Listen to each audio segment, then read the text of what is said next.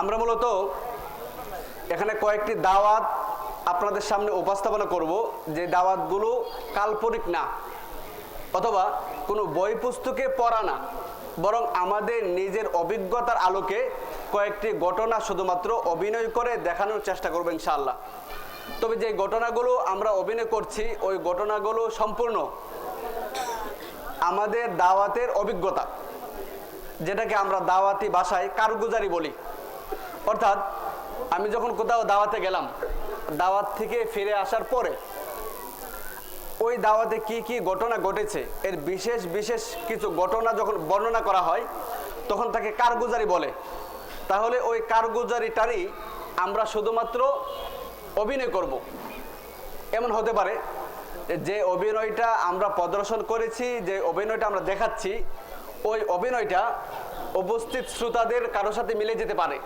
আমি আন্তরিকভাবে দুঃখিত, আপনার সাথে মিলে যাওয়ার জন্য মূলত এই বিষয়টা আমরা দেখাইনি। আমরা আমাদের অভিজ্ঞতার আলোকে কারগুজারি কয়েকটা প্রদর্শনী করেছিলাম, ওইটা হয়তো আপনার সাথে মিলে গেছে।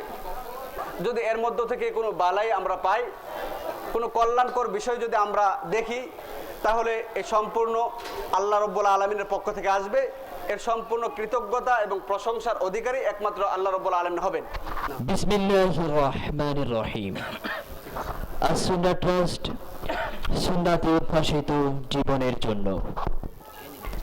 আস-সুন্নাহ ট্রাস্ট নিবেদিত ইসলামী নাটিকা আমরা এখন নামাজি পরিবেশনায় উচ্চতর দাওয়া ও ধর্মতত্ত্ব বিভাগ, জামিয়াতুস সুন্নাহ, পরিচালনায় আস-সুন্নাহ ট্রাস্ট। শুরু হতে যাচ্ছে ইসলামী নাটিকা আমরা এখন নামাজি। দেখতে থাকুন, উপভোগ করুন।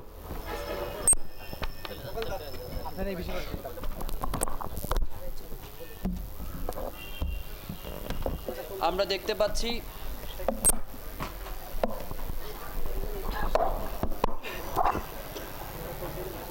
আমাদের হারুন চাচার চায়ের দোকান।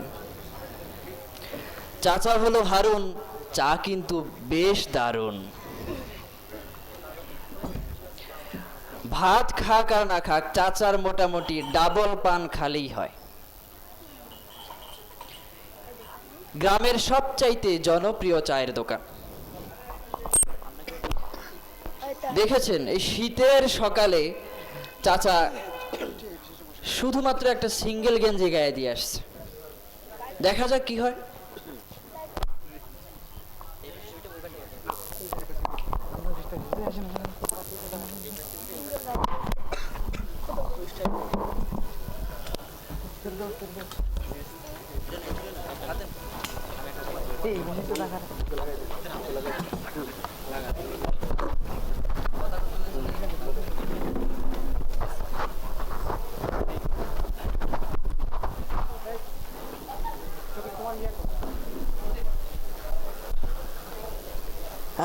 চাচা একটা চা দেন। চা বিস্কুট। ডাবল পান কিন্তু চলছেই। গরুর দুধের চা একটা, আর একটা বিস্কুট সাথে পিছনে।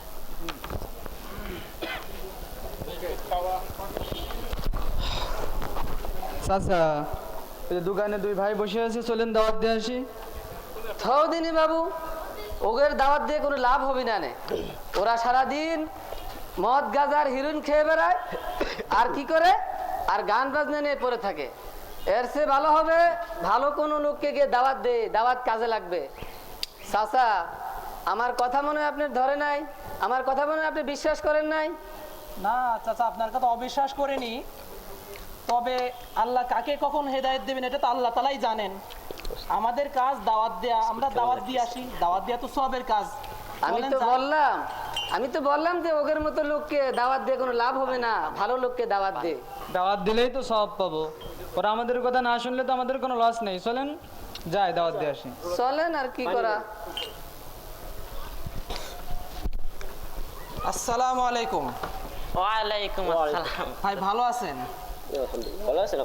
ও বুঝেছি, আপনাকে আদায়ের সময় হয়েছে না। আমাকে টাকা পয়সা নেই, যাকে টাকা পয়সা আছে তাদের কাছে যান। না না না, আমরা আদায় করতে এসি নেই, আমরা দাওয়াত দিতে এসেছি। তাই মাহফিলের দাওয়াত দিয়ে টাকা চাবেন তাই তো? না, আমরা তাবলিগের লোক দাওয়াত দিতে বেরিয়েছি। হুজুরদের দাওয়াত আমরা নিই না, যারা হুজুরদের দাওয়াত নেই তাদের কাছে যান। সি সি সি দাওয়াতের আমাদের কোনো প্রয়োজন নাই। আহা ভাই, আপনাদের হুজুরদের দাওয়াত নিতে বললো কে? আমরা আল্লাহর বান্দা, আল্লাহর কথা বলবো, এতে কি সমস্যা? ভাইজান একটা জিনিস বোঝেন, আপনি দুইজন লোক নিছেন আপনার খেতে কাজ করার জন্য। তারা সকাল থেকে সন্ধ্যা পর্যন্ত আপনার খেতে গিয়ে বসে আছে, কয়েক প্যাকেট বিড়ি শেষ। সন্ধ্যাবেলায় এসে আপনার কাছে বলছে চাচা মজুরি দেন। আচ্ছা বলেন তো, আপনি কি তাদেরকে পরিপূর্ণ মজুরি দেবেন? পরিপূর্ণ করছেন, ও তো কামই করে নাই, ও টাকা দেবো কে? একটাও দেবো না ওর। দেখেন, আল্লাহ তাআলা আমাদের মালিক, তাই না? আমরা আল্লাহর গোলাম, তাই না? দুনিয়াতে আল্লাহ তাআলা আমাদের পাঠাইছে কি জন্য? তার গোলামি করার জন্য, তার ইবাদত করার জন্য, নামাজ কালাম পড়ার জন্য, অবশ্যই। ভালো কাজ করার জন্য। অবশ্যই অবশ্যই। এখন দুনিয়াতে এসে যদি আমরা আল্লাহ তাআলার ইবাদত না করি, নামাজ কালাম না পড়ি ঠিক মতো, আচ্ছা বলেন তো আল্লাহ তাআলা কি আমাদের জান্নাত দেবে? না, কখনোই দেবে না। তাই তো ঠিকই তো। এই জন্য ভাই, এই যে এখন আসরের রক্ত আছে, আসরের নামাজটা মনে হয় পড়া হয়নি। চলেন ভাই নামাজটা পড়ে আসি, আল্লাহ খুশি হবে। চলেন না। যাই, এত করে কষছে।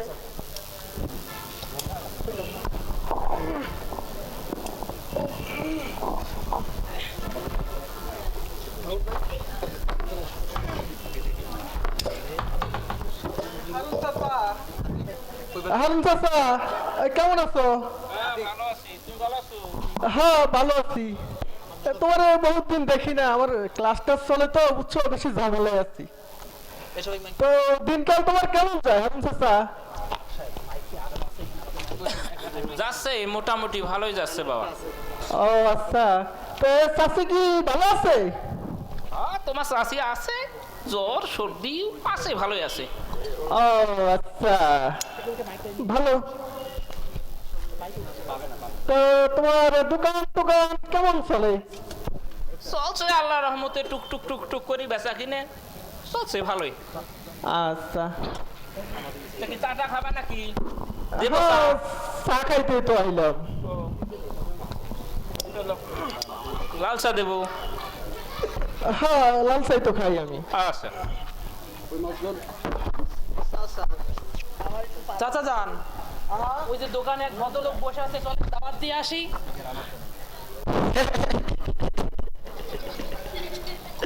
বাবু, কামারের দোকানে কোরআন পড়ে লাভ আছে? ও হচ্ছে আস্তে একটু নাফরমান স্কুলের মাস্টার, নামাজ কালামও পড়ে না, জুমার সালাতেও আসে না, সারাদিন গান বাজনা নিয়ে ব্যস্ত থাকে, ওরে কোনো দাওয়াতে ধরে না। তাতে গ্রামে চলো, কয়েকজনের দাওয়াত দিয়ে নে, লাভ হবে না। চলো চলো। চাচামিয়া, কি হলো? আপনি এই ধরনের হরেন কে? আগে তাকে দাওয়াতে ধরে নাই, কথা সত্য, কথা ঠিক। এখন তো তাকে দাওয়াতে ধরতেও পারে, আপনি নিরাশ হচ্ছেন কেন? চলেন গিয়ে আমরা যাইয়ে দাওয়াত দেই, আমরা আমাকে দায়িত্ব আদায় করি। এই যে কতগুলো তাবলীগের লোক এসে দাওয়াত দিয়ে গেল, তাতে কি দায়িত্ব আদায় হয়নি? তোমরা যাও, দায়িত্ব পালন করো, আমি যেতে পারবো না। হ্যাঁ চাচা, আপনি রাগ করছেন কেন? আপনি শুধু আমাদের সাথে থাকবেন, আপনার কোনো কিছু বলতে হবে না, আমাদের সাথে একটু থাকেন। চলেন যাই। কাজ হবে না। চলেন চলেন। এ চাচা, বুঝছেন, হুজুর মানুষ দেখলে খালি গায়ে চুলকায়, খালি গায়ে চুলকায় রে। আসসালামু আলাইকুম মাস্টার সাহেব, কেমন আছেন? ভালো ভালো ভালো। ভালো আছেন ভাই? ভালো আছে। পাবলিক আমি দেখতে পারি না স্যার। এ তাবলীগী হুজুর দেখতে পারি না রে। তোমার তো আপনারা হুজুর মানুষ এখানে কেন? আমরা তাবলীগের লোক দাওয়াতে বের হয়েছি। ও আচ্ছা আচ্ছা। আচ্ছা, আপনার গ্রামে সবাই কি সালাত আদায় করে? না, আমাদের গ্রামে সবাই সালাত আদায় করে না। আগে নিজের এলাকার লোকদের দাওয়াত দেন, এরপরে আমাদের কাছে আসবেন। আচ্ছা ভাইজান, আপনি তো নবীজির তায়েফ যাওয়ার ঘটনা জানেন নিশ্চয়ই, তাই না? নবীজি যখন তায়েফে গিয়েছিলেন, তখন কি মক্কার সকল মানুষ হেদায়েত পেয়েছিল? না, সকলে হেদায়েত পায়নি। এর দ্বারা আমরা বুঝলাম যে অপর এলাকায় দাওয়াত দেওয়ার জন্য নিজের এলাকার সকলে হেদায়েত পাওয়া শর্ত না, সকলে নামাজি হওয়া শর্ত না। আচ্ছা মাস্টার সাহেব, বলেন বলেন। আপনার কাছে আমার ছোট ছোট কয়েকটা বিষয় জানার ছিল। বলেন। আচ্ছা, আপনি এই মাস্টারের চাকুরির জন্য কত বছর লেখাপড়া করেছেন? তা তো 16-17 বছর হবেই। এই চাকুরি করতে গিয়ে আপনার অনেক টাকা পয়সা খরচ হয়েছে, তাই না? তা তো হবেই, পড়ালেখা কি আর এমনি হয় নাকি? আচ্ছা, চাকুরি নেওয়ার সময় কি আপনার কোনো টাকা পয়সা লেগেছিল নাকি? অবশ্যই অবশ্যই। ও আচ্ছা, তা আচ্ছা আপনি কত টাকা লেগেছিল তখন আপনার? আরে বেশি টাকা লাগে নাই, আমার বাবার সাথে বড় বড় লোকের সাথে পরিচয় আছে, তো তো মাত্র 5 লক্ষ টাকা ঘুষ লেগেছে। তাছাড়া 5 লক্ষ টাকা ঘুষ লাগলে কি হবে, আমিই তো পাচ্ছি প্রতি মাসে 5,000 টাকা করে, আর চাকরি শেষে লক্ষ লক্ষ টাকা করে পাবো। ও আচ্ছা, বুঝছি। এখন তো আপনি প্রতি মাসে ঘরে বসে এমনি এমনি 5,000 টাকা পান, তাই না? হুজুরদের মতো বুকা আর কেউ নাই। সরকার কি তাকে এমনিতেই টাকা দেয় নাকি? হুজুর প্রতিদিন 8 ঘন্টা ডিউটি করা লাগে, এরপরে মাস শেষে 8,000 টাকা মাইনে পায়। ও আচ্ছা, তো ভাইজান তাহলে একটু চিন্তা করুন তো, আপনার দুনিয়ার এই সামান্য চাকুরির জন্য একাধারে 17 বছর শ্রম দিতে হয়েছে, 17 বছর সময় ব্যয় করতে হয়েছে, 17 বছর অসংখ্য অগণিত টাকা পয়সা খরচ করতে হয়েছে, তারপরে 5 লক্ষ টাকা ঘুষ দিতে হয়েছে। এখানেই শেষ না, এরপরে প্রতিদিন 8 ঘন্টা ডিউটি করে আপনি মাত্র 8,000 টাকা পান। অথচ আল্লাহ তাআলা সর্বনিম্ন জান্নাতীকে এই দুনিয়ার মতো 10 দুনিয়ার সমান একটা জান্নাত দিবেন। সুবহানাল্লাহ। বুঝছেন ভাইজান? তাহলে আপনি তো মাস্টার সাহেব মানুষ, আপনি জ্ঞানী মানুষ, আপনি বুদ্ধিমান মানুষ, বুঝমান মানুষ। আপনার কাছে আমি জানতে চাই, যদি দুনিয়ার সামান্য 8,000 টাকার চাকুরির জন্য আপনাকে একাধারে 17 বছর শ্রম দিতে হয়, 17 বছর সময় দিতে হয়, 17 বছর অসংখ্য অগণিত টাকা পয়সা খরচ করতে হয়, 5 লক্ষ টাকা ঘুষ দিয়ে এই চাকুরি নিতে হয়, এরপরে প্রতিদিন 8 ঘন্টা ডিউটি করতে হয়, তাহলে এই দুনিয়ার মতো 10 দুনিয়ার সমান একটা জান্নাত পাওয়ার জন্য আমাকে আপনাকে কতটুকু শ্রম দেওয়া উচিত? হুজুর আসলে আমি তো কখনো এভাবে ভাবিনি, আপনি তো একটি কথায় আমার চিন্তা চেতনাকে ঘুরিয়ে দিলেন। না হুজুর, আমি আর আল্লাহর নাফরমানি করব না, আর আল্লাহর ইবাদত অবহেলা করব না হুজুর। আলহামদুলিল্লাহ আলহামদুলিল্লাহ, আলহামদুলিল্লাহ। তাহলে চলুন আমাদের সাথে মসজিদে চলুন। অবশ্যই অবশ্যই, চলুন চলুন। ওকে মাস্টার, বিল দিবে না? বেতন পাইলে দিয়ে দেবো না মাস শেষে। সারা জীবন তো বাকি খাইলা, দেখো খাও।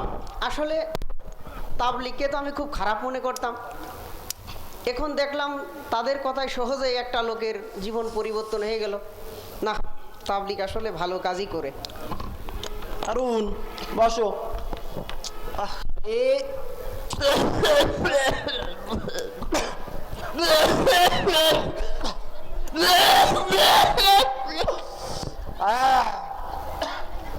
আমি তো খারাপ কাজ করেছি, খারাপ লোক ভাইবে দাওয়াত দিতে চাইনি। আরে দাওয়াত তো খারাপ লোককে দিতে হবে, নাহলে তো তোরা আরো খারাপ হয়ে যাবি। আমার দোস্ত ইমরান খ্রিস্টান হয়ে গেছে বলে আমি তার সাথে কথাবার্তা কইনি। হায় হায়, কাজটা ঠিক আছে, কালকে যে আমার দোস্তরে দাওয়াত দেব।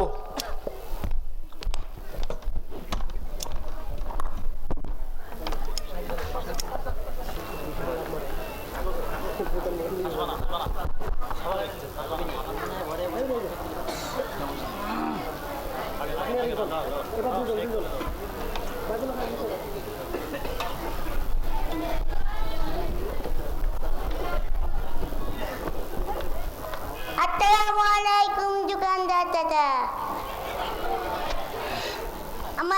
আব্বাজ আম্মুর কাছে একটু ফোন করবে, একটু ফোন একটু দেবেন। বাচ্চা মানুষ ফোন দেওয়া যাবে না, ভাও ভাও ভাও।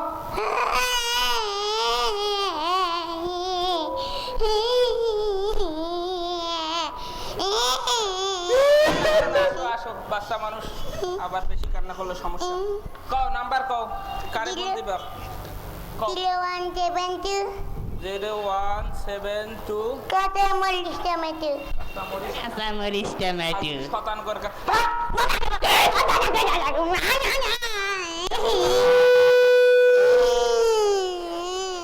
সওয়াল বল যা দুষ্ট হইছে, এটা বাপের চেয়েও পাকা বেশি। ভাগ, তোর যখন দোকানে আসবার দেখি না, ভাগ তুই ভাগ। শতান করে চলো তোমার মোবাইল কিনে দেবো না, চলো সমস্যা নেই।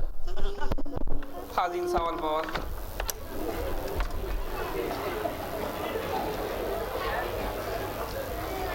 মাথাটাই গরম করে দেবো। পান তো একটা হয়ে গেল, আরেকটা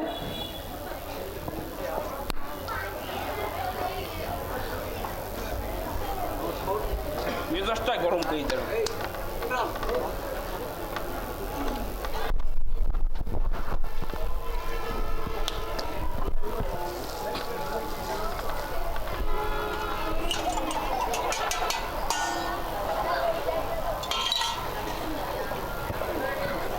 বেলা তো অনেক হয়ে গেল, অনেক দূরে দাওয়াত দিতে যেতে হবে। তো আসছি একটু দোকান থেকে চা নাস্তা খেয়ে যাই। হারুন, হ্যাঁ চাচা, একটু চা দাও তো, আর একটা কলা রুটি দাও, দাওয়াত দিতে যেতে হবে তো। ওই লিয়ে তো ভাবলাম তোমার দোকান থেকে একটু নাস্তা করেই যাই। তোমার সামনে কলা আছে, যেটা কাঁচা কলা একটু নিয়ে খাও পছন্দ মতো। টাকা কিন্তু 5 টাকায় দিতে হবে। আচ্ছা ঠিক আছে, দেবো না। খাও, বাসি দিয়ে খাও। রুটি নাই?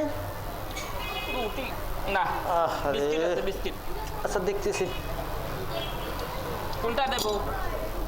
ঢাকার দাও, না রংপুরেরটা? ওই দেশিটা দাও, দেশি। দুটা তো দেশি। দাও, টেস্ট আছে।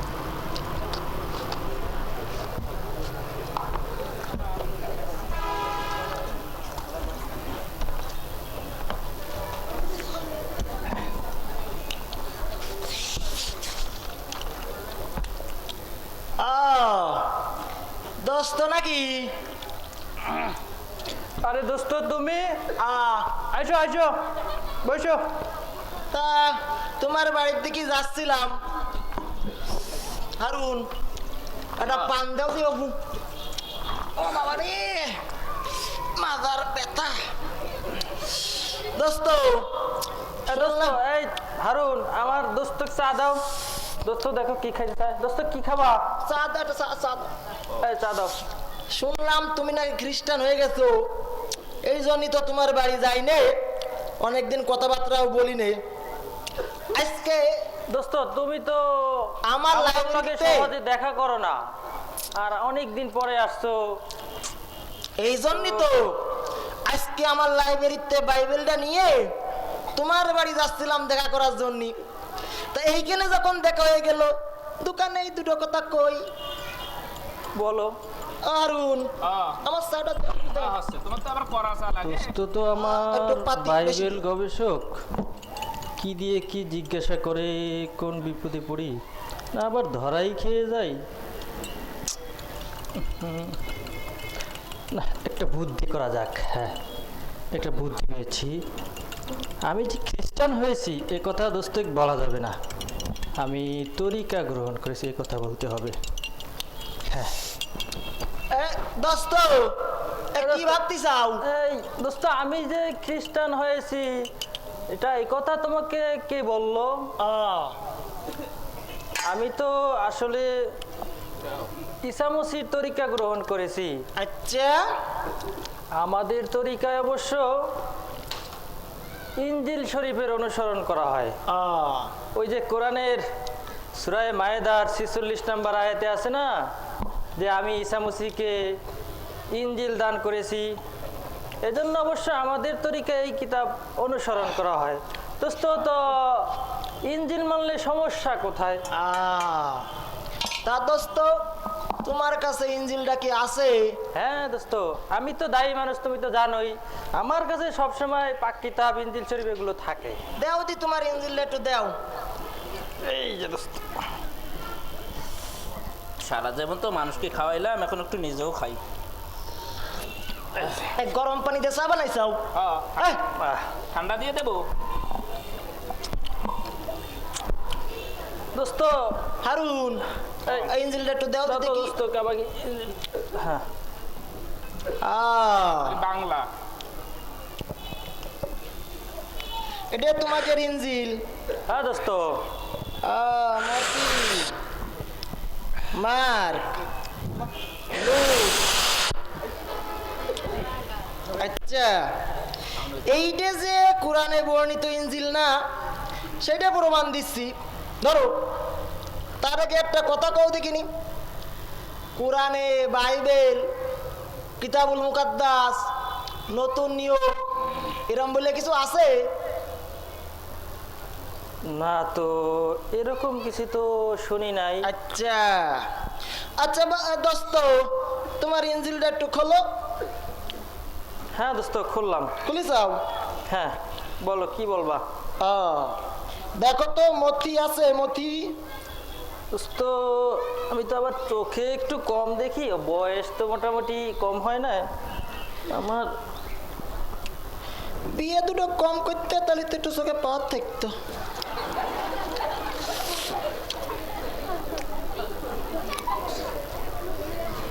দেখিস? দাঁড়া দোস্ত, দেখতেছি। কি বলছো দোস্ত? এই মতি আছে? মতি? হ্যাঁ মতি আছে। মার্ক আছে? আছে। আচ্ছা, লুক আছে? লুক? হ্যাঁ লুকও আছে। তা তোমার ইঞ্জিলি চ্যাপ্টার কয়টা? কে দোস্ত, তুমি তো একজন বাইবেল গবেষক মানুষ, তুমি তো জানোই আমার ইঞ্জিল শরীফে 27টা চ্যাপ্টার আছে। আচ্ছা, আমার এই বাইবেলের নতুন নিয়মটার সাথে তোমার ইঞ্জিলটা একটু মিলো তো, দেখো তো মেলে কিনা। হারুন, এটা দেও তো বাবু। বুড়ো বয়স, মা যাই বেতা।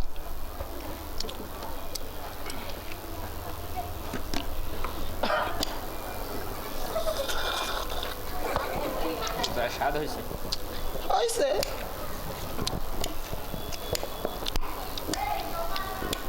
মথি মথি, মার্ক মার্ক, লুক লুক, মেলে। হজরত ঈসা মসিহের বংশতালিকা, হজরত ঈসা মসিহের বংশতালিকা।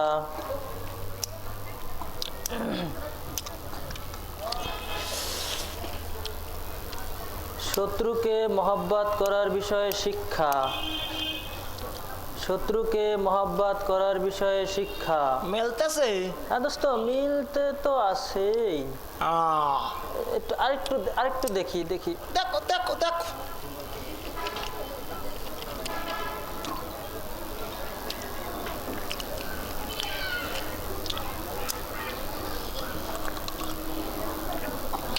হজরত ঈসা মসিহের জন্মের বিষয়ে ভবিষ্যৎবাণী, হজরত ঈসা মসিহের জন্মের বিষয়ে ভবিষ্যৎবাণী। মেলে মেলে দাও দাও তোমার, মানে আরেকটু দেখি। দেখো। আচ্ছা আচ্ছা, সব মিটতেছে না দেখি। তোমার যেন সন্দেহ না থাকে, একটু বেশি করে মিলিয়ে দেই। দেখো দেখ।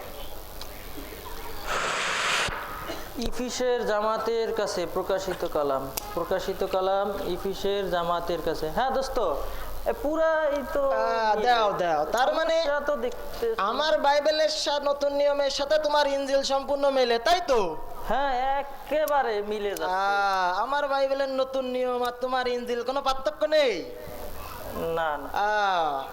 তা বাবু, তুমি খ্রিস্টান হয়েছো, বলবা খ্রিস্টান হয়েছি, তরিকা নিয়েছি বলো কেন? তরিকা তো আরুন, তরিকা কয়টা? তরিকা কয়টা? আবার একটা, এটা তো সবাই জানে। কার তরিকা? আল্লাহ রাসূলের তরিকা। তরিকা হচ্ছে একটা, আল্লাহর রাসূলের তরিকা। এই তরিকা ধরে সবাই জান্নাতে যাবে, তুমি হইছো খ্রিস্টান, বলো তরিকা নিয়েছি। ও বাবু, মুসলমানে ধোকা দিয়েছেন এরম করো? হ্যাঁ, কত বড় বদমাইশ।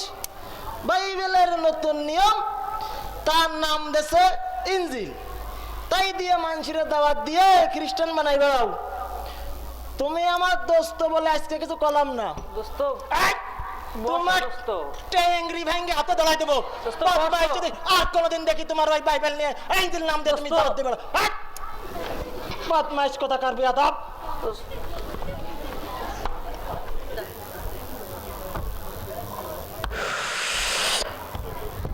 হারুন,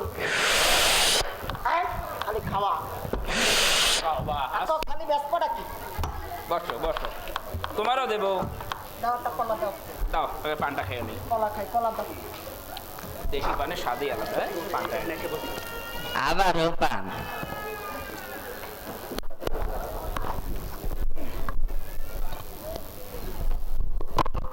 কলা খাবা? কলা দাও, একটা কলা দাও। সামনে আছে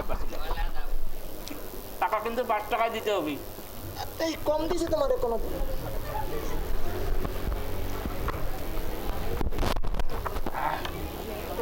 বুড়ো মানুষ, দাঁত নেই তো।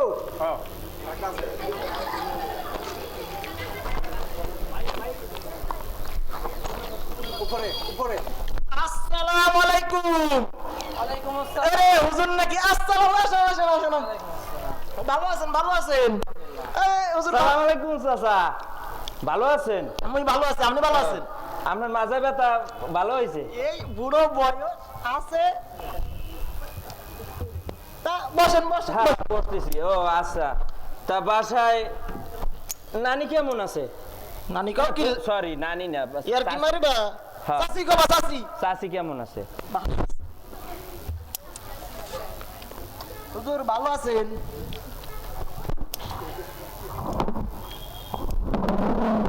আমার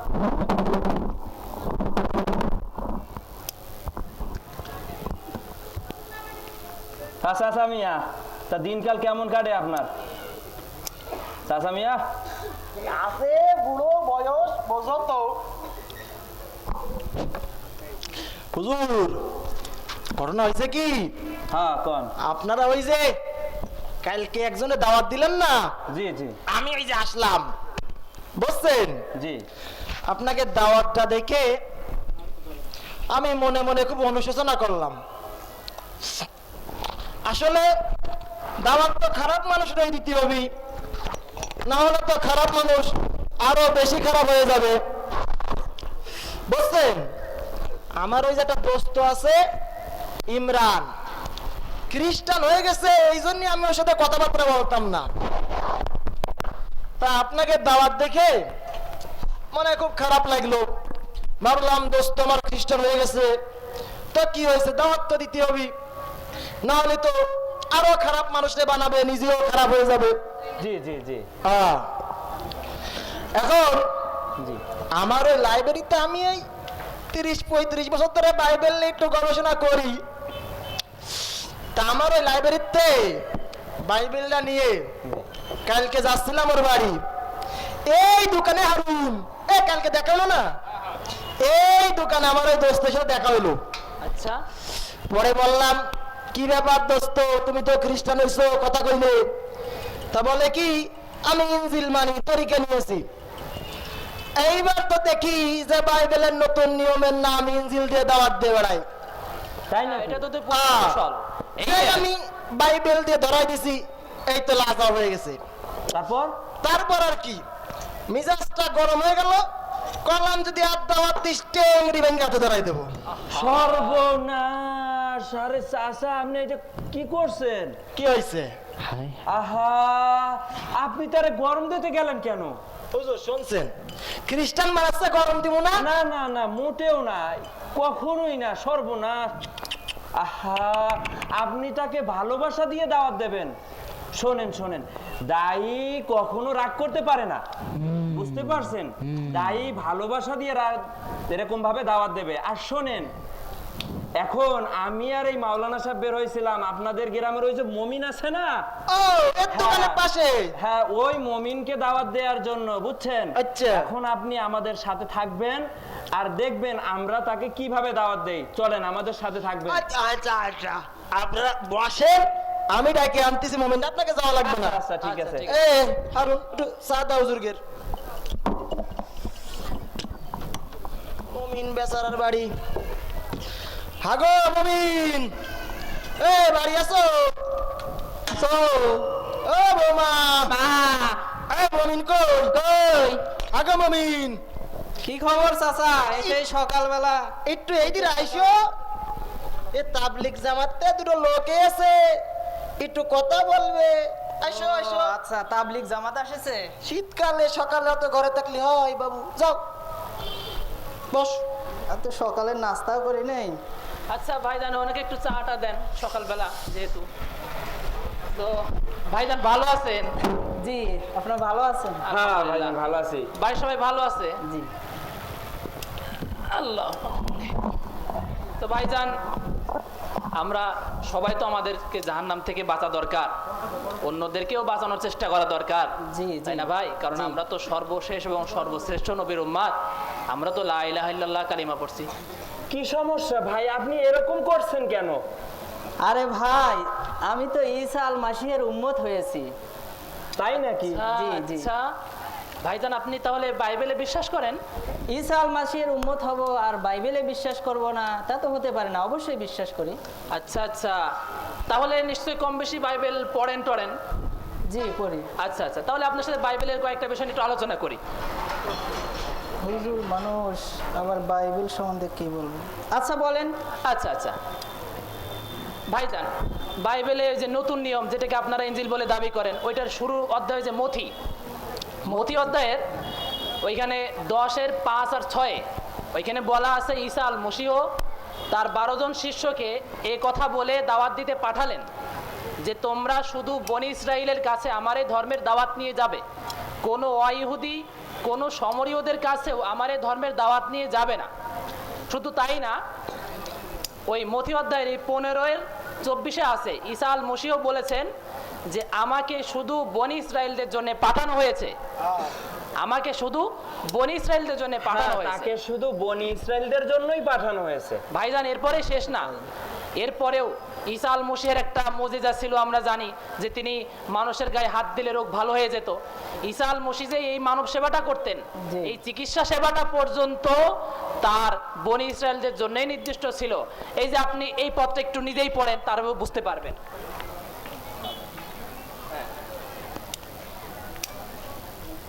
মথির 15-22 থেকে একটু পড়েন। মথির 15-22।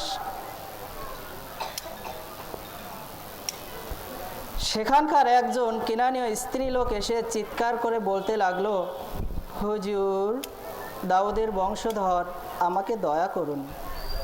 ভূতে ধরবার দরুন আমার মেয়েটি ভীষণ কষ্ট পাচ্ছে। ঈসা কিন্তু তাকে একটা কথাও বললেন না। তখন তার সাহাবীরা এসে তাকে অনুরোধ করে বললেন, ওকে বিদায় করে দিন, কারণ ও আমাদের পিছনে পিছনে চিৎকার করছে। জবাবে ঈসা বললেন, আমাকে কেবল বনি ইসরায়েলদের হারানো ভেড়াদের কাছেই পাঠানো হয়েছে। জি জি জি, ঠিক বলেছেন। সেই স্ত্রী লোকটি কিন্তু ঈসার কাছে এসে তার সামনে উবুর হয়ে পড়ে বলল, হুজুর, আমার এই উপকারটা করুন। ঈসা বললেন, ছেলে মেয়েদের খাবার নিয়ে কুকুরের সামনে ফেলা ভালো নয়। আচ্ছা আচ্ছা, এতটুকু পড়লে হবে। দেন কিতাবটা আমার কাছে দেন। তাহলে এখানে আমরা কি দেখলাম? এখানে আমরা দেখলাম যে আপনাদের নতুন নিয়ম যেটাকে আপনারা বাইবেল বলেন, তাতে স্পষ্ট লেখা আছে যে ঈসা আল মসীহ একজন কেনানীয় স্ত্রী লোক শুধু বনি ইসরাইল না হওয়ার কারণে তাকে চিকিৎসা সেবা দিতে অস্বীকার করলেন। এটা স্পষ্ট দেখলেন। এমনকি শেষে এই কথাটাও বললেন যে যারা বনি ইসরাইল না তাদেরকে তিনি কুকুরের মতো মনে করতেন। কতটা অমানবিক! কি অমানবিক! আপনি চিন্তা করেন যে এই জন্যে ঈসা আল মসীহের ধর্ম শুধু বনি ইসরায়েলদের জন্য নির্দিষ্ট ছিল, এমনকি তাদের উঠা বসা দেখা সাক্ষাৎ পর্যন্ত নিষিদ্ধ ছিল। এই জন্যে ওই যে আপনাদের ঈসা আল মসীহের যিনি প্রধান সাহাবী ওই যে কি নাম যেন, পিতর পিতর পিতর হযরত পিতর বলুন। আচ্ছা, হযরত পিতর বললাম। সেই হযরত পিতর তিনি একটা সমাবেশে বলেছিলেন যে আপনারা জানেন যে ইহুদিদের সাথে যারা বনি ইসরাইল না, তাদের সাথে আমাদের কোনো রকম কথাবার্তা, ওঠা বসা, সাক্ষাৎ পর্যন্ত নিষিদ্ধ। এটা আপনি পাবেন প্রেরিত অধ্যায়ের 10-28 পদে পাবেন, দয়া করে দেখে নেন। ভালো ভালো। তাহলে এখানে আমরা আপনাদের কিতাব থেকেই দেখছি যে আপনাদের কিতাবে বলছে যে ঈসা আল মসিহের ধর্ম শুধুমাত্র বনি ইসরায়েলের জন্য। এমনকি ঈসা আল মসিহ থেকে চিকিৎসা সেবা বা অন্য কোনো সেবা বা কোনো উপকার কোনো বনি ইসরায়েলের জন্য, বনি ইসরায়েল ছাড়া আর কারো জন্য না। ঠিক। তাহলে ভাইজান, আপনার কাছে আমার জানার বিষয়, আপনি তো বনি ইসরায়েল না, তাহলে কিতাব বলছে যে বনি ইসরায়েলের জন্যই শুধু ঈসা আল মসিহের ধর্ম, আর আপনি ঈসা আল মসিহের উপর বিশ্বাস করেন, তাহলে কিভাবে নাজাত পাবেন? তাহলে কিতাবের কথা সত্য নাকি আপনার বিশ্বাস সত্য? ঠিকই তো ভাই, ঠিকই তো বলছে। আপনি কিভাবে নাজাত পাবেন? আপনি তো নাজাত পেতে পারবেন না। ভাই, আপনারা মনে হয় বাইবেল ভালোভাবে পড়েননি। আচ্ছা, আশ্চর্য। বাইবেল যদি ভালোভাবে পড়তেন তাহলে এই মথি চ্যাপ্টারে একটা পদ রয়েছে যেটা উল্লেখ আছে মথির 28-19 নম্বর পদে। এখানে যীশু খ্রিস্ট বলেছে তোমরা সমস্ত জাতিকে আমার উম্মত করো। আচ্ছা, এখানে যীশু খ্রিস্ট বলেছে যে সমস্ত জাতিকে, শুধু বনি ইসরায়েল নির্দিষ্ট করেননি। আচ্ছা, তাহলে যদি বাইবেল ভালোভাবে পড়তেন তাহলে এটা দেখতে পেতেন। বাইবেলটা আমার কাছে দেন, ইনজিল শরীফটা দেন। এই যে ভাই, আপনি একটু এখান থেকে পড়েন মথির 28-19 নম্বর পদ। আচ্ছা, পড়েন দেখি। হ্যাঁ, মথির 28-19 নম্বর পদ। তোমরা গিয়ে সমস্ত জাতির লোকদের আমার উম্মত করো। আচ্ছা, বুঝলেন তো, সমস্ত জাতিকে এখানে বলেছে। আচ্ছা, তাহলে আমরা আপনাদের এই পাক কিতাবে কি দেখলাম?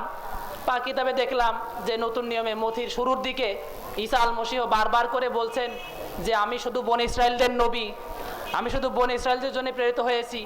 আবার তার যত সাহাবী তাদেরকে দাওয়াতে পাঠাচ্ছেন একই কথা বলে যে তোমরা বনি ইসরায়েল ছাড়া আর কারো কাছে যাবে না। আবার সেই মথি চ্যাপ্টারের শেষের দিকে এসে তিনি বলছেন যে না, আমার এই ধর্মটা সবার জন্যে, সবাইকে দাওয়াত দিবা, বনি ইসরায়েল অবনি ইসরায়েল সবাইকে দাওয়াত দিবা। আচ্ছা ভাইজান, তাহলে দুই কথা দুই রকম হয়ে গেল না? বই পড়ে তো দেখা গেল না। এখন দুই কথা তো একসাথে সত্য হতে পারে না, যে কোনো একটা তো মিথ্যা হবেই। ধরা তো খাইছো মিয়া, দুটো তো একসাথে সত্যি হতে পারে না, একটা তো মিথ্যে হবেই। ঠিকই তো, একটা তো মিথ্যে হবেই, দুটো তো একসাথে সত্য। আরে চাচা, আপনি থামেন থামেন, দুটোই সত্য। এটা কেমনে? তার কারণ হচ্ছে যীশু খ্রিস্ট যে প্রথম বাণীটা দিয়েছেন, যেটা উল্লেখ আছে মথির 10-5-6 পদে, এখানে যীশু খ্রিস্ট বলেছেন যে তোমরা শুধু বনি ইসরায়েলদেরকে দাওয়াত দাও। এটা প্রথম জামানার কথা। আচ্ছা, এরপরে এই মথি অধ্যায়ের 28-19 পদে বলেছেন যে তোমরা সমস্ত জাতিকে যা আমার উম্মত করো। পড়লাম। তার মানে এই দুই আয়াতের মধ্যে পার্থক্য হচ্ছে, মানে এই দুই আয়াত দ্বারা বোঝা যাচ্ছে যে দ্বিতীয় আয়াত দিয়ে প্রথম আয়াতটা রহিত হয়ে গেছে। এটা বোঝা যাচ্ছে যে দ্বিতীয় আয়াতটা এখানে প্রাধান্য পাচ্ছে। তাহলে প্রথম কথাটা দ্বিতীয় কথা দ্বারা রহিত হয়ে গেল। জি জি, আচ্ছা আচ্ছা, মাশাআল্লাহ, আপনি তো তাহলে রহিত হওয়া বিষয়টা জানেন এবং মানেন, এটা বোঝা গেল। জি জি, আচ্ছা, ভালো কথা। তাহলে আপনাদের এই যে নতুন নিয়ম, যেটাকে আপনারা ইনজিল দাবি করেন, এটা ইনজিল হয়ও, ইনজিল আগে না কোরআন আগে? ইনজিল আগে নাজিল হয়েছে। ইনজিল নাজিল হওয়ার কমপক্ষে 600 বছর পরে কোরআনুল কারীম নাজিল হয়েছে। এবার বলেন, পরের কথা দ্বারা যদি আগের কথা রহিত হয়ে যায় তাহলে কোরআন দ্বারা বাইবেল রহিত হয়ে যাবে? হ্যাঁ ভাই, ঠিকই তো। আপনি তো বলেছেন 15 অধ্যায় এটা আগে আসছে আর 28 অধ্যায় সেটা পরে আসছে, আর আপনি বললেন পরের কথা দ্বারা আগের কথা রহিত হয়ে গেছে। তাহলে আমাদের যে কোরআন, এই কোরআন তো আপনারা যেটাকে ইনজিল বলেন, সেই ইনজিলের প্রায় 600 বছর পরে আসছে। তাহলে আমাদের কোরআন দ্বারা আপনাদের ইনজিল রহিত, এটা তো সহজ বিষয়। ঠিক ধরা খাইলাম না ভাইজান, আপনি জিনিসটা বোঝেন ভাইজান। যেহেতু পরের কথা দ্বারা আগের কথা রহিত হয়, সেহেতু কোরআন দ্বারা ইনজিল রহিত হয়ে যাবে। বুঝছেন ভাইজান? আমার একটু জরুরি ফোন আসছে তো, আসলে আজকে আর কথা বলতে পারছি। এর মধ্যে আবার ফোন আসলো। আহা চাচা, সর্বনাশ, উনি তো চলে গেল, কিছু বললো না, আমাদের উত্তরও দিল না। কেমন হলো? আচ্ছা, যাক করে তো ধরা যাবে নি। আচ্ছা, সমস্যা নেই।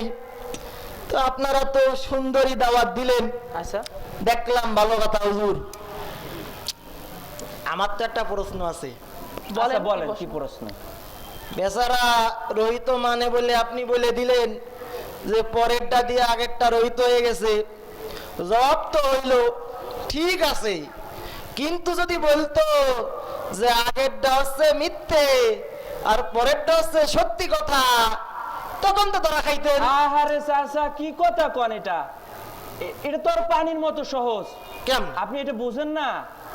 যদি সে বলতো যে তোমার দুইটা কথার ভিতরে একটা কথা সত্য আর একটা মিথ্যা, তাহলে তো আরো সহজ, পানির মতো উত্তর। এটা তো একদম ছোট ছেলেবেলেও বোঝে। কি কি বলেন? যদি সে বলতো যে 15 অধ্যায়ের কথাটা মিথ্যা আর 28 অধ্যায়ের কথাটা সত্য, তাহলে তো পানির মতো উত্তর দিতাম। সেটা কিভাবে জানেন? কি? এই যে বাইবেলটা সে বলতো যে এই বাইবেলের ভিতরে, তাহলে আমরা বুঝতে পারতাম একটা হলেও মিথ্যা কথা আছে, তাই না? আর যেই গ্রন্থের ভিতরে একটা মিথ্যা কথা থাকতে পারে, সেইটা কোনোদিন আল্লাহর কালাম হইতে পারে না। সহজ না? দাদাজান জিনিস বুঝতে পারছেন? যখন আমরা বাইবেলে বৈপরীত্য দেখালাম যে শুরুতে এক কথা শেষে আর এক কথা, এরকম বৈপরীত্য বাইবেলে শত শত আছে। আমরা একটা উদাহরণ দিলাম, তখনই সে হয়তো বলবে যে দ্বিতীয়টা দ্বারা প্রথমটা রহিত হয়ে গেছে, অথবা বলবে যে একটা মিথ্যা একটা সত্যি। যদি বলে যে দ্বিতীয়টা দ্বারা প্রথমটা রহিত হয়ে গেছে, তাহলে আমরা বলবো যে তাহলে কোরআন আসমানি কিতাব, তাহলে এই আসমানি কিতাব দ্বারা আগের আসমানি কিতাব ইনজিল রহিত হয়ে গেছে। আর যদি বলে যে আচ্ছা আগেরটা মিথ্যা পরেরটা সত্য, তাহলে আমরা বুঝলাম কি সে নিজেই স্বীকার করলো যে ইনজিলে কি আছে, একটা মিথ্যা কথা আছে। তাহলে যার ভিতরে মিথ্যা কথা থাকতে পারে, এটিকে কখনো আল্লাহর কালাম হতে পারে? তা তো ঠিক কথা বলছেন। আমি তো আসলে ওই 30 বছর ধরে বাইবেল নিয়ে গবেষণা করতেছি। এই ছোট্ট একটা বিষয় মাথায় ধরল না, চুল দাড়ি পেকে গেল। আপনারা একটু একটু জুরু মানুষ, এত কথা শিখলেন কি করে?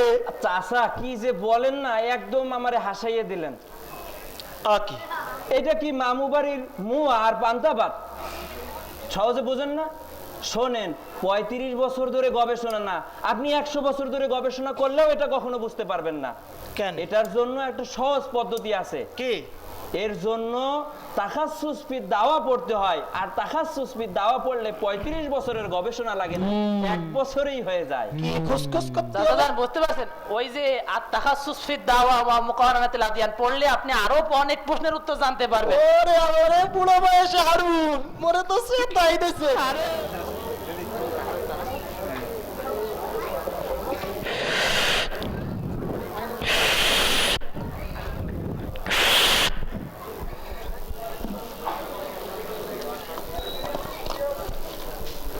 চা চা নিতে চা।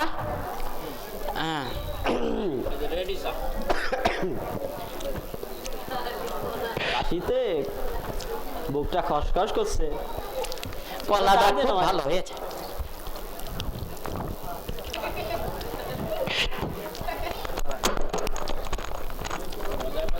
টাকা কিন্তু দিতে হবে।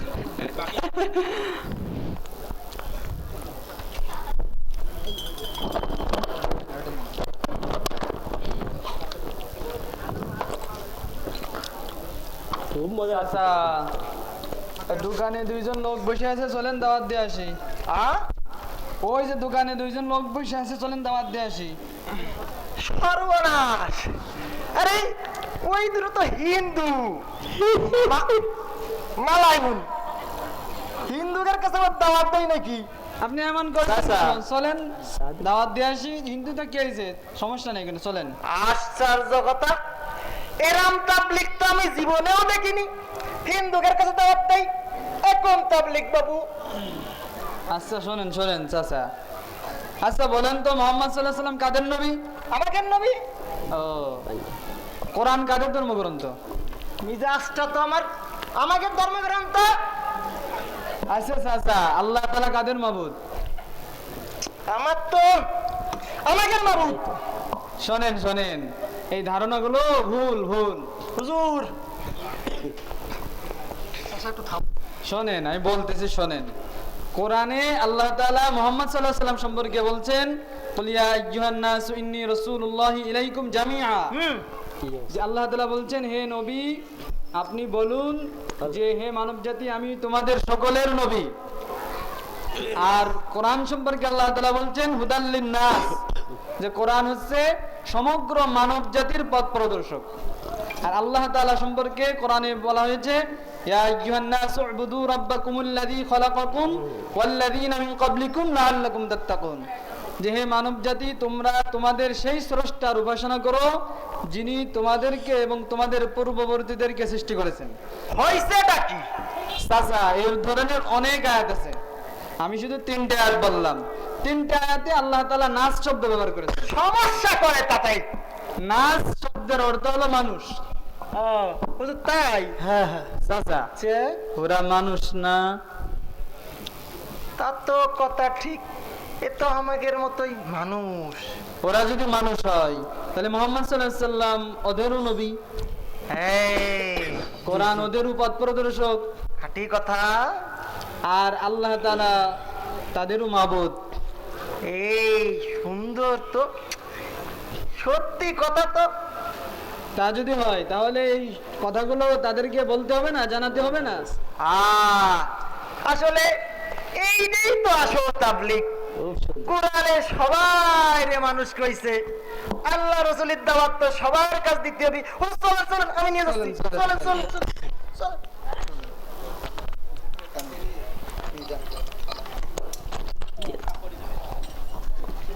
ওই আসসালামু আলা মান ইত্তাবাল হুদা। এ দাদা ভালো আছেন? ভালো আছেন দাদা? ভালো ভালো ভালো। সামনে বসুন। দাদার পরিচয়?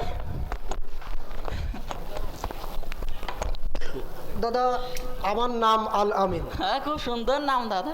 আমার বাড়ি নোড়াইল। হ্যাঁ ওই যে এই যে চায়ের দোকানের পিছনে মসজিদ আছে না, এই যে মসজিদ, এই যে পিছনে মসজিদ। এই মসজিদে হচ্ছে আমরা দাওয়াত ও তাবলীগের কাজে আসছি।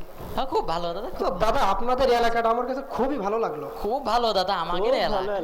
আপনাদের এলাকা যেমন তেমন এলাকার লোকগুলো আরো ভালো দাদা, একেবারে মাটির মানুষ দাদা, আমাদের এলাকার লোক। একদম। আচ্ছা দাদা আপনারা ভালো আছেন? শরীর স্বাস্থ্য ভালো আছে? আছে। বাসার সবাই কি ভালো আছে? হ্যাঁ সবাই ভালো আছে, আপনার বৌদিও ভালো আছে। আচ্ছা আচ্ছা, খুব ভালো কথা। আচ্ছা দাদা আপনার নামটা যেন কি? আমার নাম হচ্ছে আকাশ, আরে আমার দোস্ত হচ্ছে বাতাস। বাতাস বাতাস। খুব ভালো কথা, খুব ভালো কথা। আচ্ছা দাদা দেখেন, আমাদের আর আপনাদের মাঝে একটা ভুল বোঝাবুঝি আছে। আমরা যারা মুসলমান তারা হিন্দু ভাইদের কাছে যাইতে চাই না, ওদিকে যারা হিন্দু তারা এরকম মুসলমানদের কাছে ভিড়তে চায় না। আসলে দেখেন আমি যে মুসলমান এটা কি আমার কপালে লেখা আছে? না, কোথাও লেখা। আপনারা যে হিন্দু এটা কি আপনাদের কপালে লেখা আছে? না, কিছু নেই দাদা। আচ্ছা দেখেন, মহান স্রষ্টা পরমেশ্বর আমাকে যেমন দুটো পা দিয়েছে আপনাদেরকেও দুটো করে পা দিয়েছে। আমার যেমন দুটো চোখ আপনাদেরও দুটো করে চোখ। আমার যেমন দুটো হাত আপনাদেরও দুটো করে হাত। ঠিকই। আমার যেমন একটা মাথা আপনাকেও একটা করে মাথা। জি জি দাদা ঠিক। আমার শরীর কাটলে লাল রক্ত বের হয়, আপনাকেও শরীর কাটলে লাল রক্ত বের হয়। হ্যাঁ রক্ত নালি মোট কথা আমার আর আপনাদের মধ্যে কোনো পার্থক্য নাই।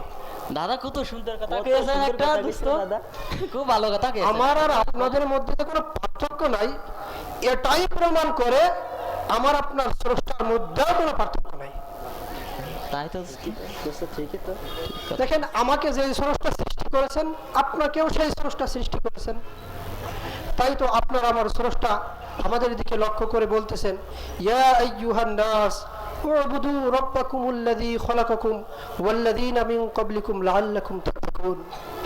হে মানব সকল, তোমরা তোমাদের ওই রবের ইবাদত করো যিনি তোমাদেরকে এবং তোমাদের পূর্বপুরুষদেরকে সৃষ্টি করেছেন। সব থেকে বাস্তব একটা কথা কি জানেন দাদা? কথা হলো আমরা যারা ধর্ম মানি তারা সবাই আমাদের স্রষ্টাকে সন্তুষ্টি করতে চাই, কিন্তু এই সন্তুষ্টি করতে আমরা পদ্ধতিগত কিছু ভুল করে ফেলাই। বলেন বলেন বলবো সেই ভুলটা কি? সেই ভুলটা হলো আমরা স্রষ্টার সাথে অংশীদার সাব্যস্ত করে ফেলাই।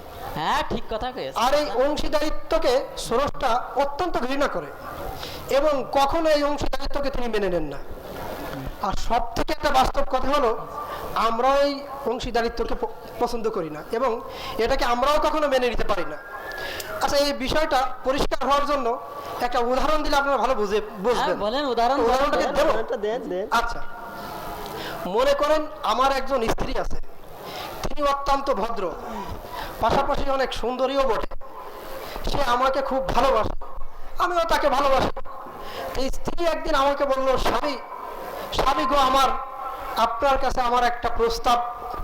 তো আমি বললাম, স্ত্রী, তোমার একটা কেন 10টা প্রস্তাব আমি মানবো, যেহেতু তোমাকে আমি মন উজাড় করে ভালোবাসি, তোমার প্রস্তাব দাও। স্ত্রী বলল, স্বামী গো, আপনার উপর আমার কোনো অভিযোগ নাই, তবে একটা চাওয়া, সেটা হলো ওই পাশের বাড়ি যে যুবক আছে, ওই যুবকের সাথে আমি একটা রাত থাকতে চাই। দেখছো? আচ্ছা বলেন তো, এই প্রস্তাব কি কখনো আমি মেনে নেব? না, কোনোদিনই না। কোনোদিনই। আপনারা কি মেনে নেবেন? কাশ্মীর কালেও না, কাশ্মীর কালেও না। দুনিয়ার কোন স্বামী কি এই প্রস্তাব মেনে নেবে? না হয় কোনোদিন। আমার বুড়ি যদি কয় ধরে তো পারে ঘরতে বের করে দেবো। ঠিক কথাই তো। দুনিয়ার কোন স্বামী এই প্রস্তাব মেনে নেবে না। তার একমাত্র কারণ হলো, স্বামী জানে যে এই স্ত্রীর ভিতর তার একক অধিকার। তাহলে সে জানে যে এই স্ত্রীর ভিতর তার একক অধিকার, আর স্বামী চায় না তার একক অধিকারের ভিতরে অন্য কেউ অংশীদার হোক। জি জি, হ্যাঁ ঠিক। তাহলে স্বামী হয়ে যদি স্ত্রীর উপর একক অধিকারে আমরা অংশীদারিত্বকে পছন্দ না করি, মেনে নিতে না পারি, তাহলে সেই স্রষ্টা যিনি আপনাদেরকে আমাকে সৃষ্টি করলেন, আসমান জমিন, পাহাড় পর্বত, চন্দ্র সূর্য, গ্রহ নক্ষত্র, জান্নাত জাহান্নাম, গোটা বিশ্বের সবকিছু তিনি সৃষ্টি করলেন, সেই স্রষ্টা কি তার সৃষ্টির ভিতর অংশীদারিত্বকে মেনে নিতে পারেন? দাদা বলেন তো। না, তা কথাই তো দোস্ত, ঠিক কথাই তো। তিনি কখনোই তার সৃষ্টির ভিতর অংশীদারিত্বকে মেনে নেন না। তাই তো সেই স্রষ্টা শিরকের ভয়াবহতার দিকে দৃষ্টিপাত করে আপনাকে আর আমাকে জানানোর জন্য স্রষ্টা বলেছেন, ওয়ামাই ইউশরিক বিল্লাহ ফাকাদ হারামাল্লাহু আলাইহিল জান্নাতা ওয়া মাওয়াহুন নার। যে স্রষ্টার সাথে অংশীদার সাব্যস্ত করবে তার জন্য স্বর্গ হারাম করে দেওয়া হলো, আর তার ঠিকানা হলো জাহান্নামে, নরকে।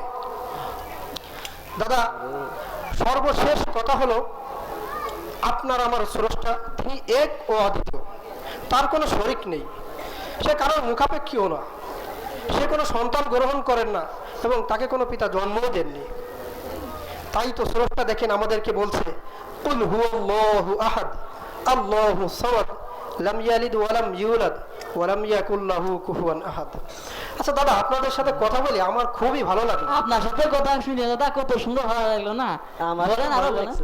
আচ্ছা ঠিক আছে, যেহেতু ভালোই লাগছে, তা সর্বশেষ একটা কথা না বললে আসলে মানবতার দায়িত্ব আদায় হয়। বলেন বলেন দাদা বলেন। কথাটা হলো, আপনার আমার স্রষ্টা যিনি আপনাকে আমাকে সৃষ্টি করেছেন, তার নিকটে একমাত্র মনোনীত এবং পছন্দনীয় ধর্ম হলো ইসলাম।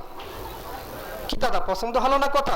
এটা আমার পকেটের কথা না, স্রষ্টাই বলছে। দেখেন স্রষ্টা কি বলে, ইন্না দীনা ইনদাল্লাহিল ইসলাম। স্রষ্টা বলে আল্লাহর নিকটে একমাত্র পছন্দনীয় ধর্ম হলো ইসলাম। আরো একটা মজার কথা আছে, স্রষ্টা কি বলে জানেন? বলে যে তোমরা যদি ইসলাম ব্যতীত অন্য কোনো ধর্ম অনুসরণ করো সেটা কবুল করা হবে না। দেখেন স্রষ্টা কি বলে, স্রষ্টা আমাদেরকে বলছেন, ওমাইয়াবতাগি গায়রাল ইসলামি দীনা ফালা ইউকবালা মিনহু। যে ইসলাম ব্যতীত অন্য কোনো ধর্মের অনুসরণ করবে সেটা কবুল করা হবে না। আচ্ছা দাদা, আমি আপনাদেরকে অত্যন্ত জ্ঞানী মনে করি, আল্লাহ তাআলা আপনাদের অনেক জ্ঞান দান করেছেন।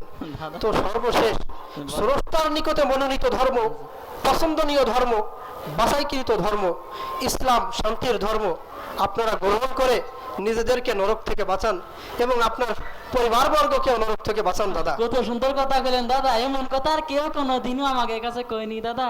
জি দাদা, কি সুন্দর কথা। তো দাদা পরে যাচ্ছে জানাবো না।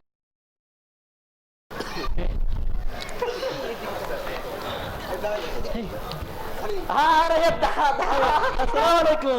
ভালো আছেন না? ভালো আছেন দাদা? হ্যাঁ ভালো আছি, ভালো আছি। হ্যাঁ কেমন আছেন? দাদা খুব ভালো। দাদা খুব ভালো দাদা, খুব ভালো। হ্যাঁ ভালো আছি, ভালো আছি। কি খবর আপনার? ভালো আছেন না? হ্যাঁ। আপনারা তাবলীগের লোক না দাদা? হ্যাঁ আমরা তাবলীগের লোক। তা কি হয়েছে? ওসে কইতে আমাকে দাওয়াত দিল যে গতকালকে তাবলীগের হুজুররা এলো খুব ভালো হুজুর দাদা। হ্যাঁ হ্যাঁ তো ওই দাদারা কানে ওরা আছে ওই যে দোকানের পিছনে মসজিদ আছে না, ওই মসজিদে আমরা আসছি তো ওখানে ওরা আছে। তাহলে কি সমস্যা, আমাদের সাথে বলো, সমস্যা নেই। আজকে আমরা প্রস্তুতি নিয়ে আইছি একেবারে। প্রস্তুতি? ও প্রস্তুতি মানে আজকে আমরা ওই ঘুষাইকে সাথে নিয়ে আইছি। ঘুষাইকে? হ্যাঁ ঘুষাই। ও মানে পণ্ডিত মশাই? কই কই কই, তা আমরা কথা বলি, সমস্যা কি? আসুন আসুন, তার সাথেই কথা বলি। ও পণ্ডিত মশাই কেমন আছেন? ভালো আছেন? হ্যাঁ, ভালো আছি, ভালো আছি। দাদা ভালো আছেন? তো পণ্ডিত মশাই বসেন বসেন বসেন বসেন বসেন বসেন বসেন।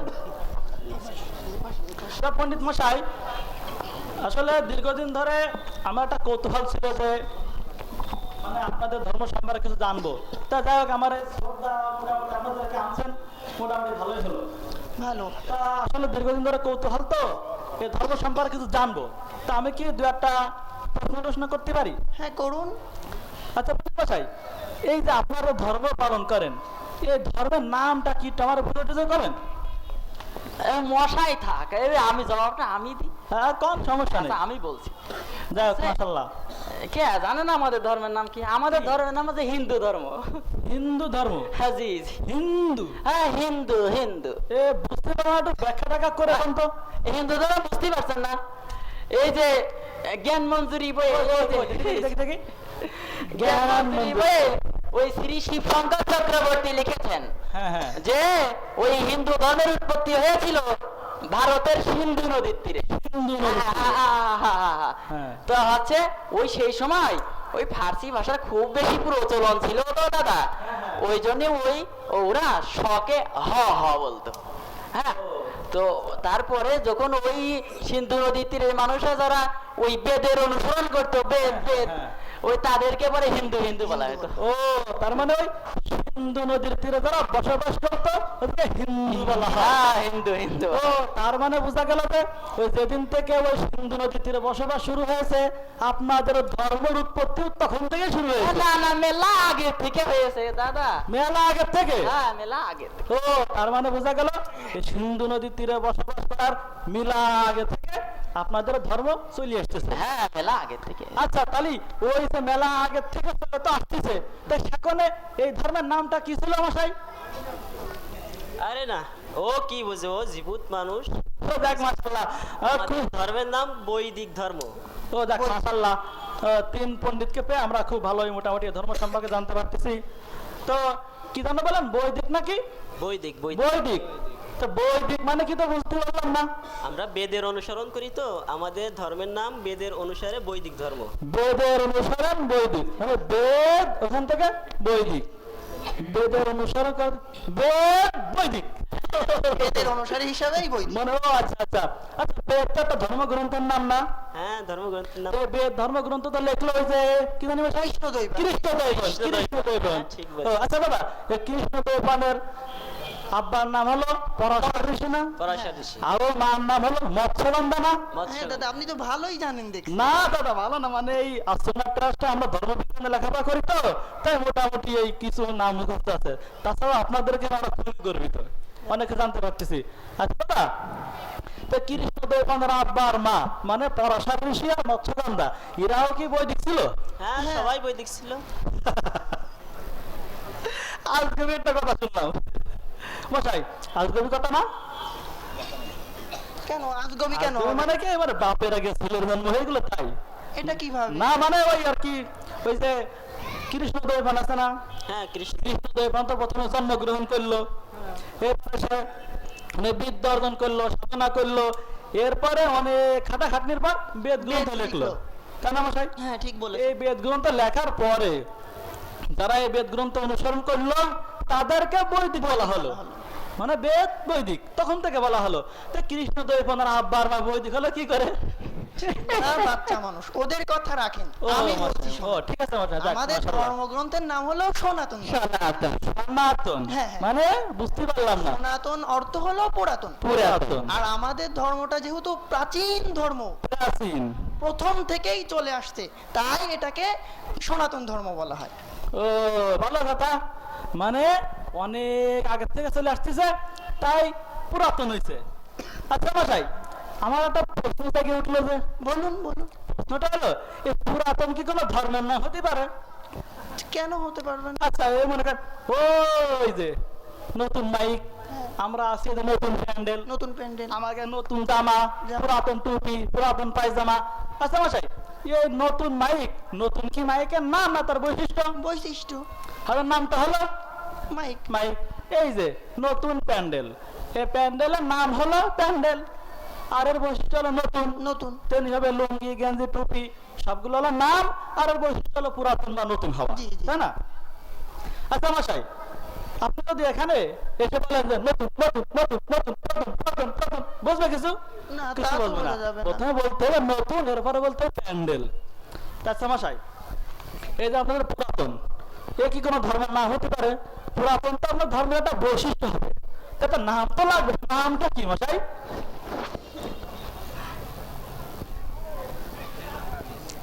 আচ্ছা মশাই, তারপর আমার একটা কথা আছে। কথা হলো যে আপনারা ধর্ম অনেক পুরাতন হওয়ার কারণে নাম রাখলেন সনাতন না পুরাতন কি জানি কইলেন। মশাই একটু তাকানিকটা দিকে মশাই, মানে আমরা জানতে চাচ্ছি আর কি। আচ্ছা ধর্মটা একদিন শুরু হয়েছে, শুরু হলো না? তা যেদিনে ধর্মটা শুরু হইলো সেদিন কি ওরা পুরাতন করেছিলেন না নতুন করেছিলেন মশাই? কি মশাই? কি দাদার কথার উত্তর এবার দে। কোন দাদা কি মশাই আপনি বসে আছেন কেন এইভাবে বললেন?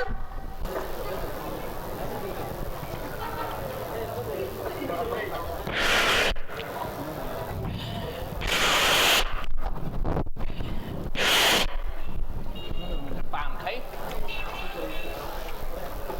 আসসালামু আলাইকুম ওয়া রাহমাতুল্লাহ। ওরে আল্লাহ, এ কি মামা?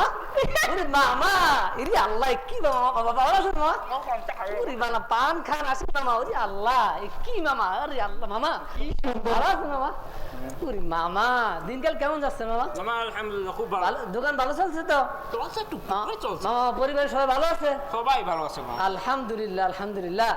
আচ্ছা মামা, একটা কথা বলি মামা। না একটা না সাতটা বলো, সমস্যা নেই। আচ্ছা মামা শুনেন দি, যে আল্লাহ তাআলা আমাদেরকে সুস্থ রাখছেন, সে আল্লাহর শুকরিয়া আদায় করা, ইবাদত করা কি আমাদের কর্তব্য না? তা তো করতেই হবে। অবশ্যই করা কর্তব্য। তাহলে এখন তো নামাজের সময় হয়ে গেছে, সবাই নামাজটা আদায় করি। নামাজ তো বাবু পড়ি, ঈদের নামাজও পড়ি, জুমার নামাজও পড়ি। তুমি এখনই যাইতে করছো, দোকান খুলে রেখে যাই কেমন করি? দোকানে বসে থাকলে 2 টাকা বিক্রি হবে, গরিব মানুষ একটু ডাল ভাত খাবো। আচ্ছা তুমি নামাজের কথা করছো, মসজিদে গেলে আচ্ছা তুমি মামা টাকা বলেন পাবো। তো, মামা বলেন তো দেখি, এই যে আল্লাহ তাআলা আপনাকে সুস্থ রাখলেন, সুস্থ রাখার অবস্থায় দোকানপাট করতে পারতেছেন, টাকা উপার্জন করতে পারতেছেন, তো এখন যদি আপনি অসুস্থ হন তাহলে হাসপাতালে যাবেন না? তাছাড়া কি করে বুদ্ধি আছে? তাহলে যদি হাসপাতালে যান, আল্লাহ তাআলা যে আপনার হাসপাতালে অবশ্যই যেতে হবে যদি অসুস্থ হন। আল্লাহ তাআলা আপনাকে সুস্থ রাখছেন, এই জন্য আল্লাহ শুকরিয়া আদায় করা দরকার না? শুকরিয়া তো আদায় করতেই হবে। অবশ্যই আদায় করতে হবে। তাহলে চলেন আমরা মসজিদে নামাজটা আদায় করতে যাই। চলো তালি পরে দোকানটা থাক।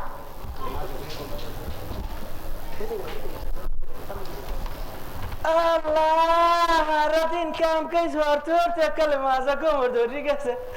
ওরে বাবা, আজকে দুহরিয়ালার বাড়ি ভাত খাইতে যাবো না, চিন্তা করছি হারুনিয়ার দোকানে যাইয়া একটু রুটি আর চা খাইয়া আবার বাড়ি যাবো, নাইলে আর কাম কাজে মন বয় না। যাইতে গেলে আজকে বহুত কাম। যাই আগে হারুনিয়ার দোকানে যাইয়ে দেখি অবস্থাটা কি। আহারে মন নসিব, দুহান্ডা এইভাবে খালি দুহারিয়ে কালেও দুহান্ডা এইভাবে খোলা থইয়ে কেউ যায়? আহারে আল্লাহ, গ্রামের মধ্যে যে পরিমাণ সুর আর ডাহাই, এগুলা গেলি বুঝবি হানে সারে। আহা, ওইদিকে কিরামপুরের ঘরটাও খালি একালে। এই দুহান আর ওই কিরামপুরের ঘর সারা দিনেতে মানুষ কিলবিল কিলবিল করতেই যায়, আর আজকে একটু কাজ পক্ষীও নাই। হারে কিরম হইলে বুঝলাম না তো, হঠাৎ করে এইরকম তো কোনো সময় হয় না। যাই এরপর যাইয়ে বই দেখি দোকানদার আয় নাই। আল্লাহ, আচ্ছা দোকানে তো বইলাম, কাম হইবে কি? চা রুটি খাইলে পরে তো আবার হারুন টা চাইবি আনে। হ্যাঁ আছে, কোসে তো ঠার কথা, দেখি আছে নাহি।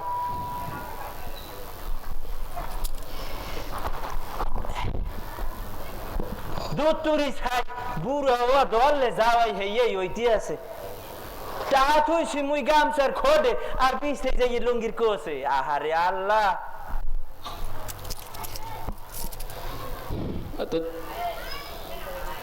দাঁড়া এই কয়টা এখানে হ্যাঁ এই কয়টাই হইবে এনে তো নামাজ পড়ে আস্তে আস্তে দেখি দোকানে কাস্টমার কি বরকত গো দেখি ও কি হারুন তুমি গেল না কই এই সময় এই ব্যাংক ভরে তাহলে দোকানদারে খোলা থুই এই সময় কেউ চায় হ্যাঁ তুমি আইসগো তুমি এই সময় দোকানদারে খোলা থুইয়ে গেছো এককালে সর্বনাশ আইসগো চিন্তা করলাম তাড়াতাড়ি একটা রুটি আর চা খাইয়ে আবার যাই কামে লাগে যাবো ওদিকে তোমার চাষি এককালে বাড়ি অপেক্ষা করে মনে হয় কে আনতেও আছে আর তুমি আইসগো এককালে দোকানদারে হালাই নিয়ে গেছো মোর হাতে সময় নেই হ্যাঁ তুমি জানো না আচ্ছা চাচা বসো আরে বসা লাগবে না তুমি কও কি কবা হর মেয়া আমি মসজিদে গেছিলাম হ্যাঁ মসজিদে কি আজকে কোনো মিটিং আনলে না মিটিং টিটিং ছিল না মসজিদে দিলামি দেবে আসেন নিয়ে খাইতে গেছো ওরে মোর সোজা তুমি একটা বুড়া মানুষ একটা বেশি বোঝো হ্যাঁ মিয়া আমি মসজিদে কেন গেছি বলছি মসজিদে সালাত আদায় করার জন্য গেছি হ্যাঁ মসজিদে সালাত আদায় আরে মন নসিব খাইছে এই মানুষটাই বোঝেন একালে জন্মের মিথ্যা তো কয় মনের ভুলেও কোনোদিন মসজিদের বারান্দায় উঠে খাইয়েও পড়ে নাই আর আজ বোনের সালাতে ঠেলাতেছে একালে তুমি তো চাচা ঠিকই কইছো ঠিকই কইছি মানে তুমি এখানে বইয়ে ঘুবারি গেল আর পাংসা বাবার বিরিটা নিয়ে ছাড়া কোনো কামই নাই মিয়া বিশ্বাস করেন একালে হাসা কথা কইছি তুমি একটু থামো তো আমার কথাটা কইতে দাও কলাম তো তুমি তো ঠিকই কইছো আমি ওই দুই ঈদের নামাজ আর মাঝে মাঝে সুযোগ পেলে শুক্রবার নামাজ পড়তাম তো ওই আমার এলাকায় একটা দাওয়াতি কাফেলা আসছে হ্যাঁ এরা দাওয়াত দিচ্ছে সবাইকে দাওয়াত দিচ্ছে মানুষ দলে দলে নামাজি হয়ে যাচ্ছে আল্লাহর রহমতে আমিও নামাজি হয়ে গেছি বুড়া মানুষের দিল খুলে গেছে আল্লাহ কবুল করছে তা তুমি নামাজি হয়ে গেছে এককালে পাক্কা নামাজি তুই আর নামাজ পড়ো ঠিক মতো মরার আগ পর্যন্ত আর ছাড়বো না নে সত্যি কথা সত্যি আচ্ছা বুঝলাম তুমি এককালে পাক্কা নামাজি হয়ে গেছো নামাজ পড়ে আইছো তো এরকম নি দিলে ওই যে ওরা ছিল না ইরফান মাস্টার ইরফান আহারে আল্লাহ এই ইরফানের কথা কয় শুনছেন এই বেদায় গ্রামের মধ্যে যত ওই তোমার গান বাজনা মদ মাইয়ে লইয়া আকাম কম যত যা আছে হেই সব করে লিডার সামনে সামনে থাকে আগে আগে যায় বুঝছেন এই যে বানাইছে মসজিদে হট মিয়া তুমি আগে আগে কথা কই আমার কইতে দাও তো আচ্ছা ক বুঝাইয়া তোমার আগে কলাম না যে এলাকায় একটা দাওয়াতি কাফেলা আসছে তা ওরা ইরফান মাস্টারে ধরছে ভালো মতো দাওয়াত দিয়েছে হ্যাঁ বুঝছি আল্লাহ মালিক কবুল করছে তাতে তোমার কি নামাজ পড়ে এখন 5 ওয়াক্ত নামাজ পড়ে 5 ওয়াক্ত নামাজ পড়ে এককালে কবুল করছে আল্লাহ আল্লাহ কবুল করে নামাজ টামাজ আর ছাড়বে না আকাম কুমারে করবে না তো না না না ইনশাআল্লাহ করবে না আচ্ছা যাক ভালো সুবহানাল্লাহ আলহামদুলিল্লাহ আর ওই যে চশমা নামায় আছে বুড়া বুড়া হ্যাঁ ওর তো ছিল ইমরান আহারে মন নসিব খাইছে তো সর্বনাশ আর মেয়া এককালে মুসলমানের মাটি যেতে নষ্ট করিয়ে দিলে হনছেন করছেটা কি জানেন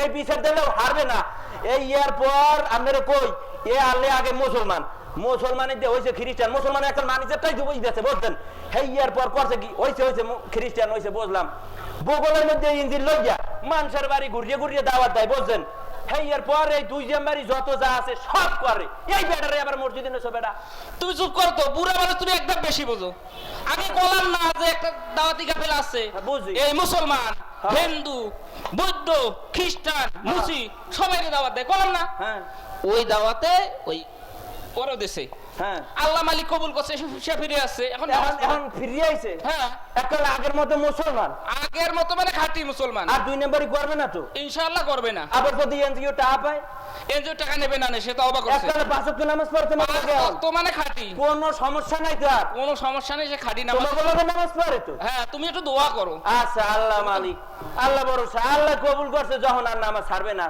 তো আর আচ্ছা আর ওই যে আকাশ বাতাস আবার আকাশ বাতাসের কথা কও গা ওগো বাড়িতে হিন্দু পারাই মে ওরা এই হিন্দু আনলে হেডুডের কথা কও ওরা কোনোদিন মসজিদে আইবে তোমার তো বুড়া মানুষের সমস্যা একটা কথা বলতে দাও না কে কলাম যে আগে কলাম না যে এলাকায় একটা দাওয়াতি কাফেলা আছে হ্যাঁ কোসি হিন্দু দাওয়াত দেয় বৌদ্ধ দাওয়াত দেয় খ্রিস্টান দাওয়াত দেয় বুঝছি ওদেরও দাওয়াত দিছে হ্যাঁ আল্লাহ কবুল করছে ওরা বুঝলাম হ্যাঁ ইসলাম গ্রহণ করছে এখন সে ওই রোজ আসে আমারে ব্যাগ দিয়ে নিয়ে নামাজ পড়তে যায় মেয়া মেজাজটা খারাপ করছো আজকে দোহানে না থাকিয়া যা বুঝলাম এগো দাওয়াত দেছে হ্যাঁ এর একল পাক্কা মুসলমান পাক্কা মুসলমান আর কোনো সমস্যা নাই একে খাঁটি নামাজি কোনো সমস্যা নাই 5 ওয়াক্ত নামাজ পড়ে সুবহানাল্লাহ আলহামদুলিল্লাহ আল্লাহু আকবার কয় কি আরে হ্যাঁ চাচা আমরা এখন সবাই নামাজি আরে সুবহানাল্লাহ মহা খুশি মুই আর তুমি থামো তো হ্যাঁ আসল কথা তো এখনো কই নাই খুশি সংবাদ কও।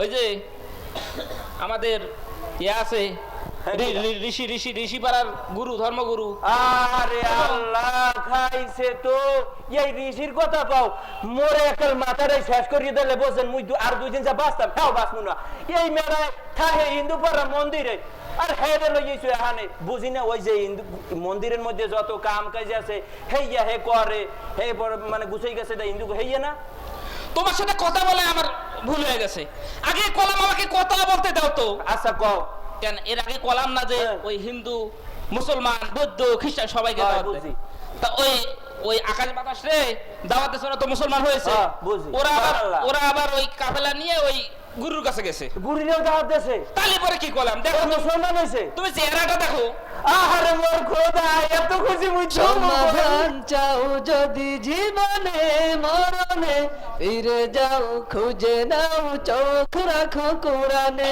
সমাধান চাও যদি জীবনে মরণে ফিরে যাও খুঁজে নাও চোখ রাখো কোরআনে তবেই পাবে সব শান্তির ঠিকানা যদি নাও তুমি মনে প্রাণে